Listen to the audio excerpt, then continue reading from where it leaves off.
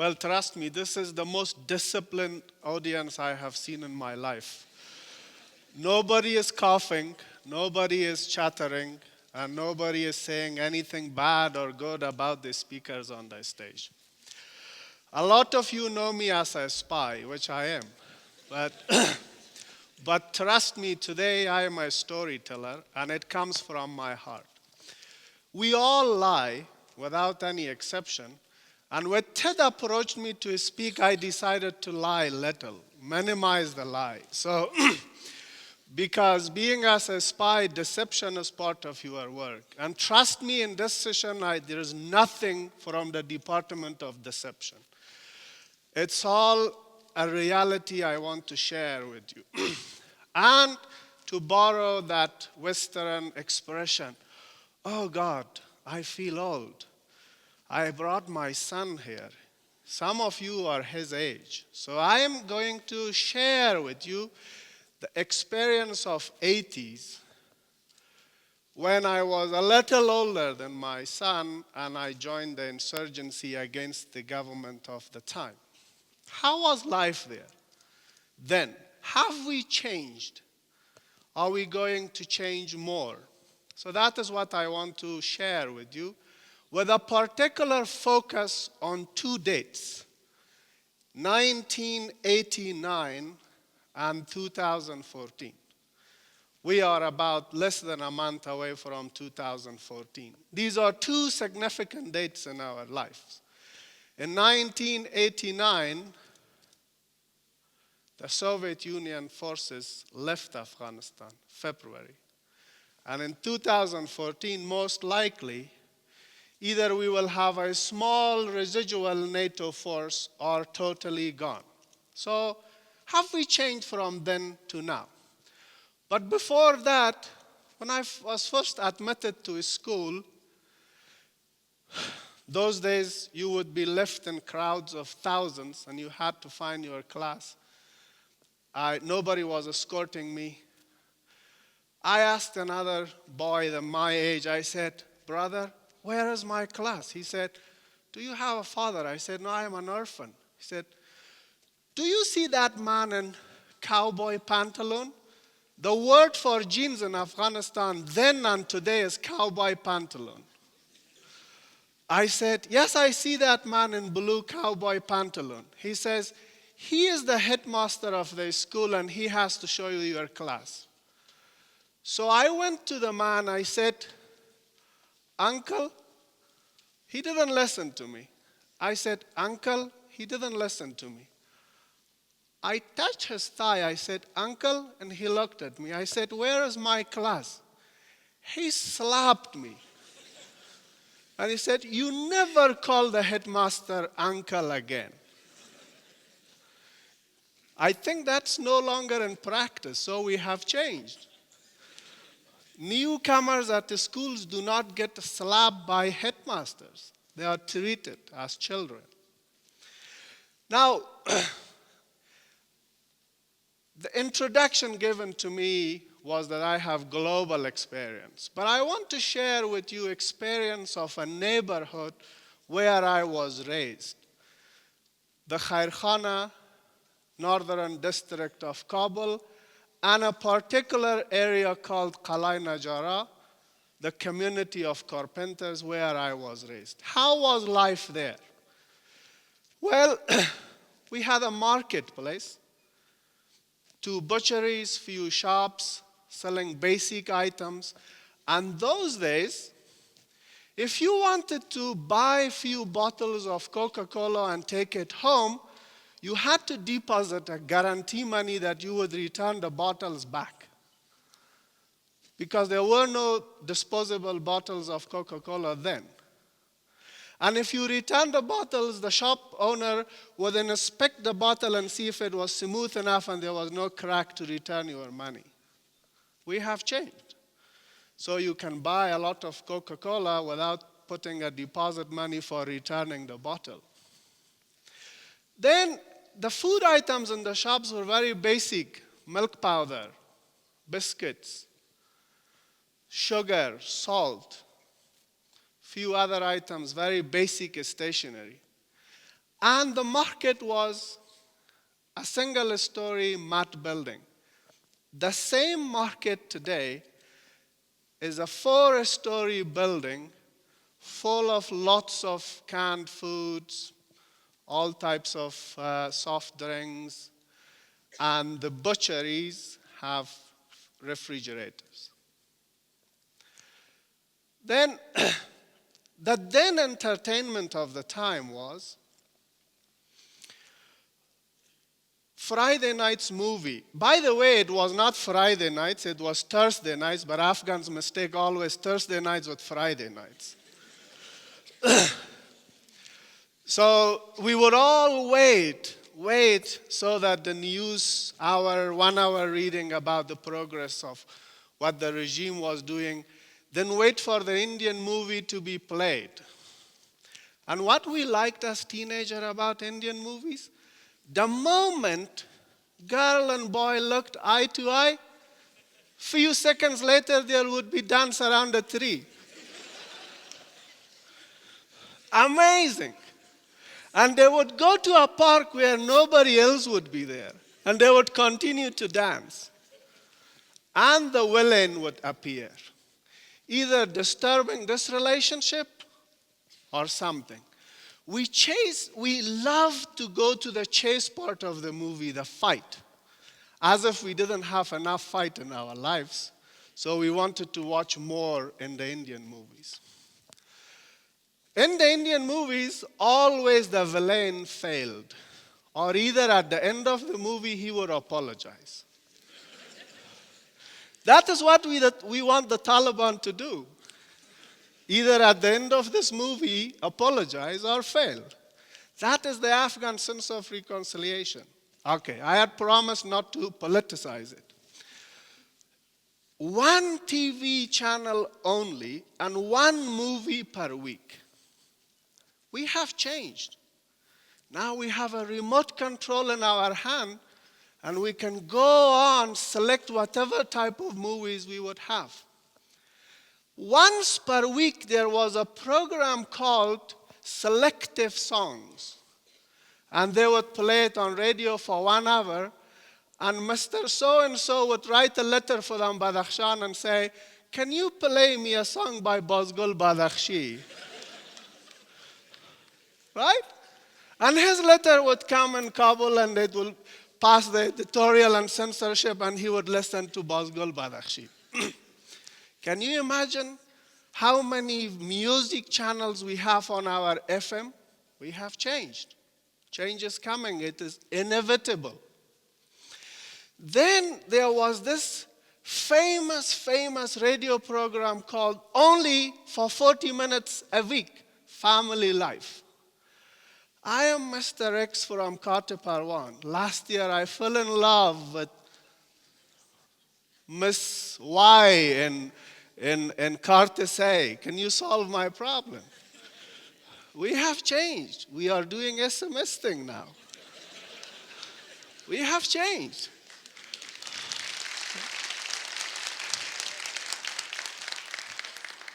We are Facebooking, inbox, Viber, SMS, you name it. We are no longer writing to the radio under alias.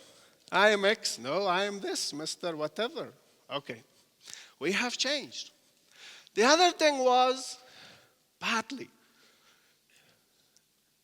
Life had its fascination. It has its humors, but Kabul was under siege. It was a city-state. A lot of you can only imagine it, but I have felt it down to my bones. We were dependent on a lifeline from Soviet Union. And when they left, the only connectivity was through air. There was this thing called coupon shops, no longer around, where we had to line up to receive our food subsidy. Lining Afghans is the most difficult job in the world. The Soviets failed to line us. So we would break the line and attack the clerk, write my name first. Give my wheat flour first. And those were items and commodities of luxury. Wheat flour, sugar. And they were also giving us shaving cream on subsidized prices. We have changed. We no longer line up to receive food items. Electricity was scarce, as it is today, but we have the luxury of opting for generators. Those days, our dream would be that our electricity would not go away on Friday night, so we could watch the movie and see the villain fail in the movie. But we have changed now. And there was a satirical saying those days, why we have less electricity? And people would say, because mush has taken it away. Mush was the abbreviation for the name of 3 localities in Kabul where the elite were living. Makroyan, Wazir Akbar Khan, Shara now. And mush in my language means mouse. So the poor were taking a little bit of revenge by calling the elite the mouse. We have changed. Now we have electricity all over the place. And the rich can afford to opt for a generator. The rich of then were not able to opt for a generator. They were not that rich. Yes, Kabul has become a very crowded city. It has changed. Then most of the houses were mat houses, single story. People were thin, not because they were running, because they were living in starvation and deprivation. You hardly find a single fat Afghan in 80s in pictures. Don't interpret it as if they were all healthy. They had no food.